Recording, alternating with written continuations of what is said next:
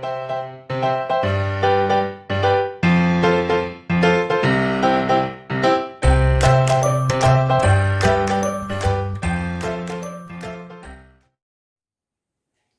विद्यार्थी मित्रांनो, संजीवनी क्लासेस लोणेरेमध्ये आपल्या सर्वांचं खूप खूप स्वागत. तुम्ही जर आमचे याआधीचे व्हिडिओज बघितलेले नसतील तर ते नक्की बघा आणि तुम्हाला जर ते आवडले तर लाईक करा, शेअर करा आणि सबस्क्राईब करा. आणि ज्यांनी आतापर्यंत आमच्या चॅनलला सबस्क्राईब केलेलं आहे त्यांचे खूप खूप धन्यवाद. चला तर मग आपण बघतो आहोत M2 चा थर्ड चॅप्टर सर्कल. सर्कलमध्ये आपण बघतो आहोत प्रॅक्टिस सेट 3.4. प्रॅक्टिस सेट 3.4 चे फर्स्ट 2 सम्स आहेत, त्याचा आपण एक वेगळा व्हिडिओ केलेला आहे. इथे आपण बघणार आहोत थर्ड सम. बघा, quadrilateral MRPN is cyclic. Angle R is equal to 5x minus 13 degree. Angle N is equal to 4x plus 4 degree. Find measures of angle R and angle N. इथे त्यांनी आपल्याला फिगर दिलेली नाहीये, बरोबर. पण जर आपण याची फिगर काढली तर आपल्याला पिक्चर आणखीन क्लिअर होईल की अँगल R आणि अँगल N हे आपल्याला कसे मिळतात. बरोबर, बघा तुम्हाला मी इथे रफ फिगर काढून दाखवते.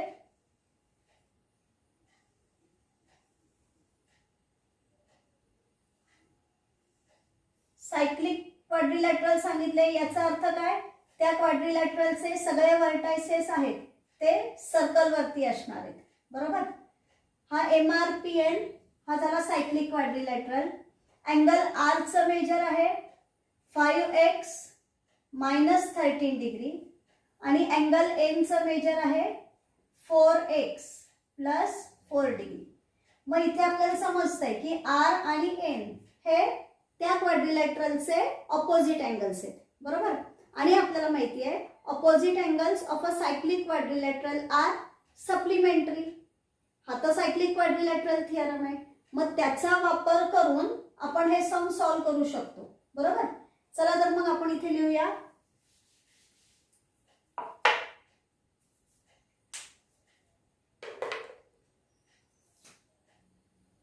Quadrilateral MRPN is cyclic. हे गिव्हन आहे. जिथे जिथे असं काही गरजेचं नाहीये की फक्त प्रूफ असेल तरच तिथे रिझन तुम्हाला लिहावं लागतं. तर जे सम सॉल्व करायचं आहे त्या सम साठी सुद्धा ज्या ठिकाणी गरजेचं आहे तिकडे रिझन लिहायचं आहे, कारण त्याला आपल्याला मार्क्स असतात. मग MRPN सायक्लिक आहे म्हणून मग आपण इथे लिहूया therefore angle R plus angle N is equal to 180 degree. इथे येईल cyclic quadrilateral theorem. Cyclic quadrilateral theorem. हा, आता बघा, मगाशी मी तुम्हाला म्हटलं की फिगर काढल्यानंतर आपल्याला पिक्चर क्लिअर होतच आहे की दिलेले अँगल जे आहेत ते ऑपोजिट अँगल्स आहेत का. आणखीन एका प्रकारे सुद्धा तुम्ही ते ऑपोजिट अँगल्स आहेत का हे बघू शकता. बरोबर, तर क्वाड्रिलॅटरलचं नाव आहे MRPN. बरोबर, मग यापैकी M हा व्हर्टेक्स तुम्ही घेतला की R ला ड्रॉप करा, P व्हर्टेक्स घ्या, म्हणजे M आणि P हे दोन झाले ऑपोजिट व्हर्टायसेस किंवा तुम्ही म्हणू शकता ऑपोजिट अँगल्स. तसंच R घेतला तर R अँगल नंतर P ला ड्रॉप करा, N ला घ्या, म्हणजे R आणि N हे झाले ऑपोजिट व्हर्टायसेस. येते लक्षात. मग आता त्यांनी आपल्याला R आणि N हे जे दोन अँगल्स आहेत या दोन अँगलचं मेजर दिलेलं आहे आणि इथे आपल्याला नावावरून समजतंय की R आणि N हे आहे ऑपोजिट व्हर्टायसेस. बरोबर, मग opposite vertices of cyclic quadrilateral are supplementary. Supplementary म्हणजेच त्यांची ऍडिशन येते 180 डिग्री. Cyclic quadrilateral theorem. आता त्यांनी आपल्याला दिलेलं आहे angle R is equal to, angle R चं मेजर दिलेलं आहे 5x minus 13 degree. Angle N चं मेजर दिलेलं आहे 4x plus 4 डिग्री. इथे लिहूया आपण गिवन. Therefore मग आता इथे बघा आर आणि एन हे या दोघांची इथे ॲडिशन केली आहे ना, मग त्याच्या जागेवर आपण आर आणि एन यांच्या ज्या व्हॅल्यूज आहेत त्या व्हॅल्यूज सबस्टिट्यूट करूया. मग इथे येणार therefore 5x minus 13 degree plus angle एनच्या जागेवरती येणार 4x plus 4 degree is equal to 180 degree. आता आपण ब्रॅकेट ओपन करूया. 5x minus 13 plus 4x plus 4 is equal to 180. Therefore आपल्याला माहिती आहे लाईक टर्म्स असतात त्यांची ॲडिशन करायची. 5x आणि 13 हे लाईक टर्म्स नाही आहेत, त्यामुळे त्यांच्यामध्ये ॲडिशन किंवा सबट्रॅक्शन होणार नाही. 5x आणि 4x यांची ॲडिशन होणार 9x, कारण ते सेम साईन आहे, same sign addition. Minus 13 plus 4 different sign आहे, different sign subtraction. Minus 13 plus 4 येणार मायनस 9.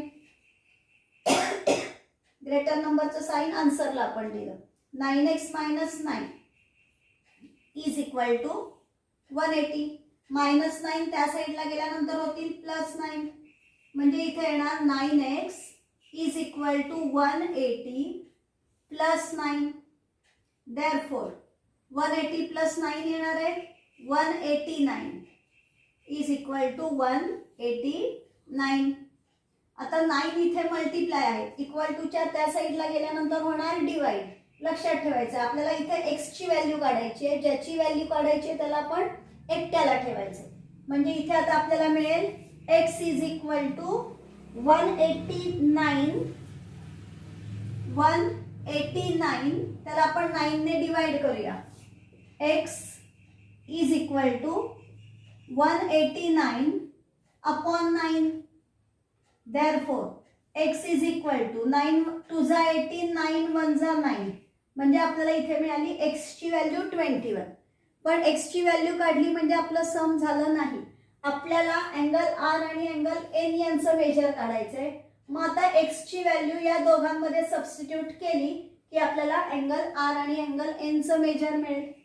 मग इथे आपण लिहूया now angle R is equal to आहे 5x minus 13 is equal to 5 into x ची व्हॅल्यू आहे 21 मायनस 13 इज इक्वल टू खाली लिहू आपण 21 5 जा 105 मायनस 13 5 मायनस 3 2 9 92 डिग्री. म्हणजे अँगल आर चं मेजर आपल्याला मिळालं 92 डिग्री. ओके, आता आपण अँगल एन चं measure. Angle N is equal to angle N आहे 4x plus 4. Therefore angle N is equal to 4. x ची व्हॅल्यू आहे 21 plus 4. Therefore angle N is equal to 21 4 जा 84 84 plus 4. Therefore angle N is equal to 88 degree. आपल्याला angle R आणि angle N दोघांचं measure आपल्याला मिळालं. मग आपण त्यांनी जसं विचारलेलं आहे त्या पद्धतीने फायनल आन्सर लिहूया. मेजर ऑफ अँगल एन आधी आरचं लिहूया. Measure of angle R is equal to 92 degree and measure of angle N is equal to 88 degree. हे आलं आपलं फायनल आन्सर.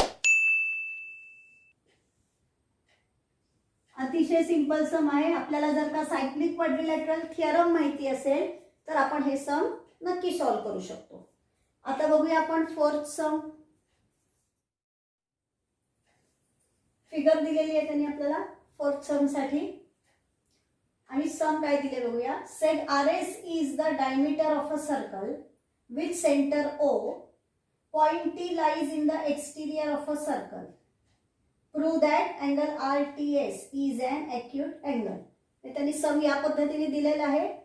मी त्याच्यावरून गिवन लिहिलं. आपल्याला माहिती आहे की जी इन्फॉर्मेशन त्यांनी आपल्याला प्रोव्हाइड केलेली आहे ती आपण गिवनमध्ये देतो आणि जे आपल्याला तिथे फाइंड आउट करून दाखवायचं आहे किंवा प्रूव्ह करून दाखवायचं आहे ते आपण टू प्रूव्हमध्ये लिहितो. बरोबर. मग त्यावरून फिगरमध्ये त्यांनी काय दिलेलं आहे, set R S is the diameter of a circle with centre O. Point T lies in the exterior of a circle. आपल्याला प्रूव्ह करायचं आहे की हा जो अँगल RTS आपल्याला मिळालेला आहे, angle RTS is an acute angle. तो ॲक्यूट अँगल आहे हे प्रूव्ह करायचं आहे. ॲक्यूट अँगल म्हणजे आपल्याला माहिती आहे की ज्या अँगलचं मेजर 90 डिग्रीपेक्षा लेस असतं त्याला आपण ॲक्यूट अँगल असं म्हणतो. हां, मग बघूया आता आपल्याला ते प्रूव्ह कसं करायचं आहे. त्यासाठी आपल्याला इथे कन्स्ट्रक्शन करावं लागतं. कन्स्ट्रक्शन आपण काय करूया की हा जो सेग RT आहे, हा सेग RT सर्कलला ज्या पॉइंटमध्ये इंटरसेक्ट करतो आहे त्या पॉइंटला आपण नाव देऊया P. आणि आता PS हा सेगमेंट काढूया आपण. आपलं कन्स्ट्रक्शन आहे हे. सेग RT आहे तो P पॉइंट मध्ये इंटरसेक्ट करतोय म्हणून आपण तो P पॉइंट घेऊया आणि PS हा सेगमेंट काढला. मग इथे आपण लिहूया late seg RT intersects the circle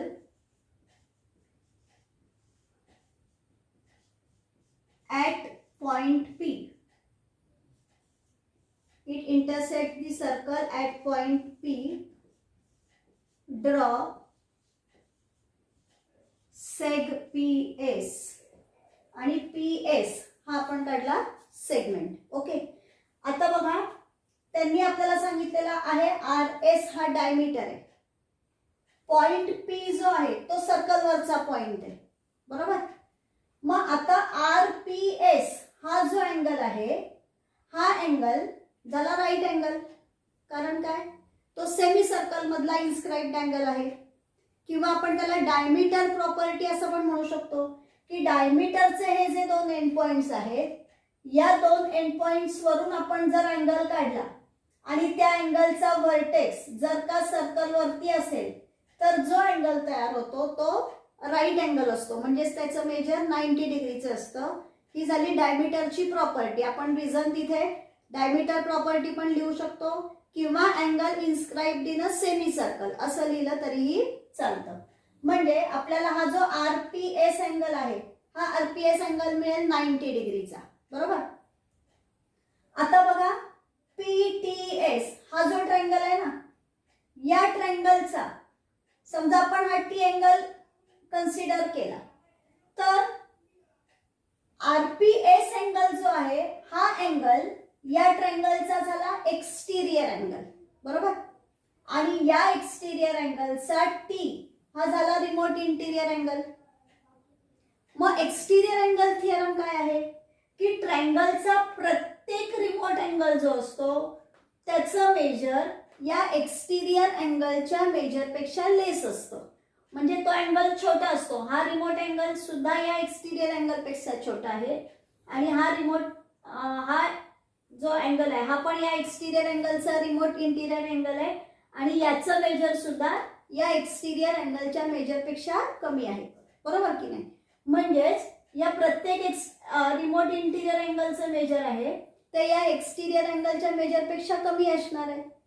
आणि जर का हा आपला 90 डिग्रीचा अँगल आहे म्हणजेच हा अँगल जो आहे त्याचं मेजर 90 डिग्रीपेक्षा कमी असणार आहे आणि 90 डिग्रीपेक्षा कमी त्याचं मेजर आहे म्हणजेच तो आहे ॲक्यूट अँगल. ओके. सिंपल आहे प्रूफ. आपण लिहूया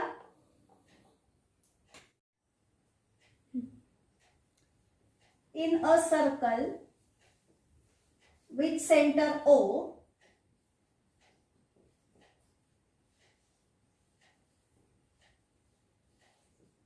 first point A, seg RS is a diameter.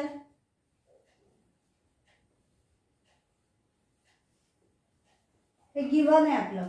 बरोबर. RS डायमीटर आहे हे त्यांनी आपल्याला दिलेलं आहे. Point P is on the circle. point P is on the circle.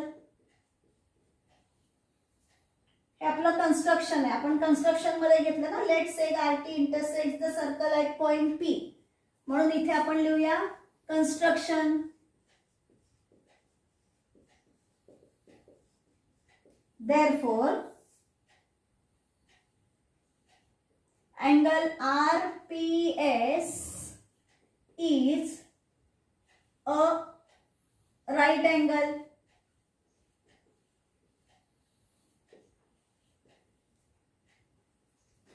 इथे लिहूया आपण angle inscribed in a semicircle.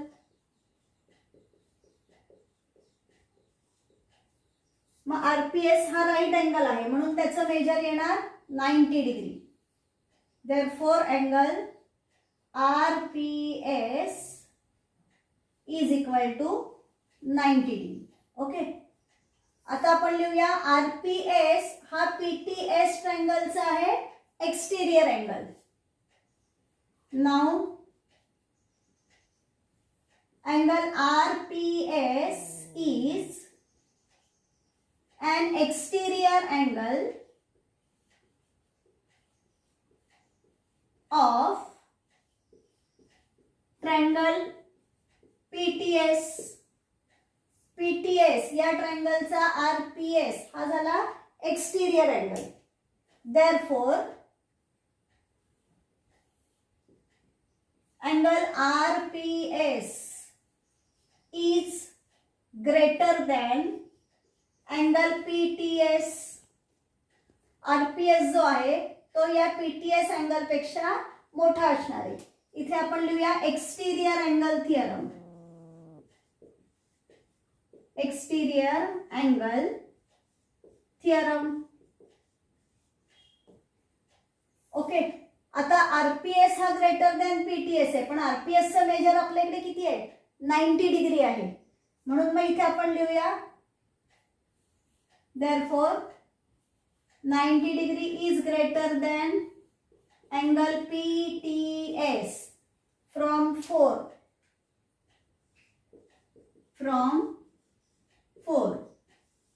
That is measure of angle PTS is less than 90 degree. Angle PTS चं जे मेजर आहे ते PTS चं major 90 degree पेक्षा लेस आहे आणि त्याचं मेजर 90 डिग्री पेक्षा लेस आहे. Therefore angle PTS is an acute angle.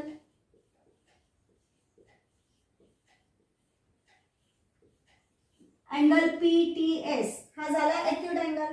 PTS आता बघा PTS आहे बरोबर आहे पण PTS हा अँगल म्हणजेच काय RTS हा अँगल बरोबर आहे कारण याच साइड वरती R हा पॉइंट आहे म्हणजे R P आणि T हे तिन्ही कोलिनियर पॉइंट आहे बरोबर. म्हणून मग इथे आपण लिहूया that is angle RTS is an acute angle. इथे रिझन येईल R dash P dash T. R dash P dash T. येतं लक्षात. जे टू प्रूव्ह होतं ते टू प्रूव्ह म्हणजेच आपल्या प्रूफची लास्ट स्टेप आली म्हणजे आपलं प्रूफ इथे कंप्लीट झालं. या व्हिडिओमध्ये आपण इथेच थांबतो आहोत. या पुढचे सम्स घेऊन भेटूया पुढच्या व्हिडिओमध्ये.